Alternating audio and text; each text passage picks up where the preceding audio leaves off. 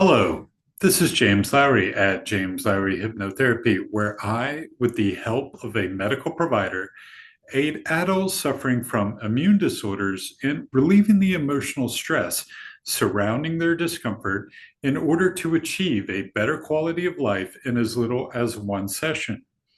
Today's frequently asked question is, what immune disorders cause nasal polyps? Now, before I answer that question, I want to make it abundantly clear that the information I am presenting is not to serve as a substitute for medical advice.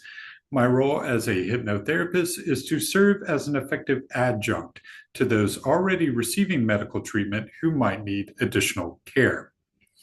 What immune disorders cause nasal polyps?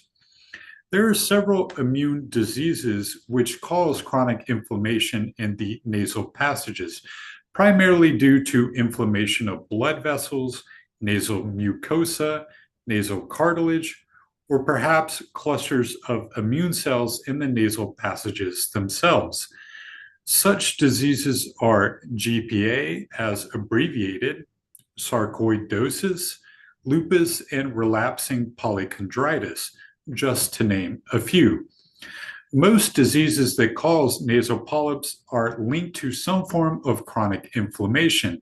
And at the root of many, if not all, immune disorders is some type of dysregulation between one's neurology and one's nervous and immune systems.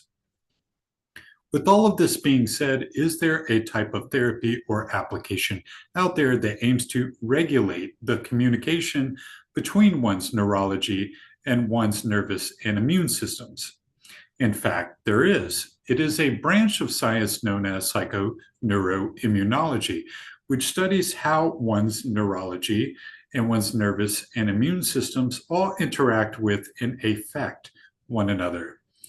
At the core of psychoneuroimmunology and its applications in the form of mind-body therapies, such as hypnotherapy, is looking at where one's attention is placed, the degree to which that attention is gathered and maintained, and the overall emotional quality or flavor of that attention.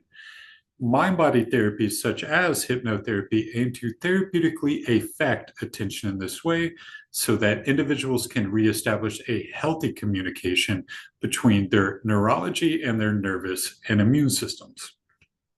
Now, you might be thinking to yourself, but James, I've tried talk therapies before and it didn't work for me.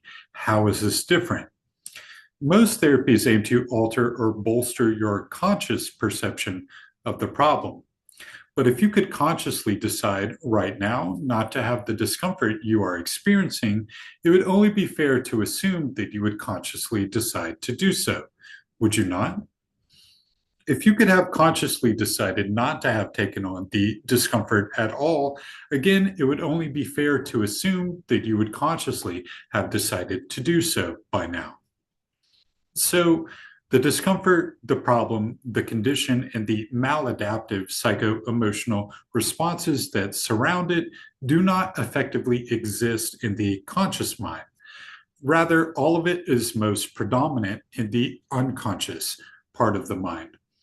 So if you're looking to adopt this kind of therapy, one that focuses on the unconscious mind in such a way that allows you to relieve the emotional stress surrounding your discomfort in order to achieve a better quality of life in as little as one session, then give me a call or book a free consultation at James Lowry Hypnotherapy. I'm always happy to help.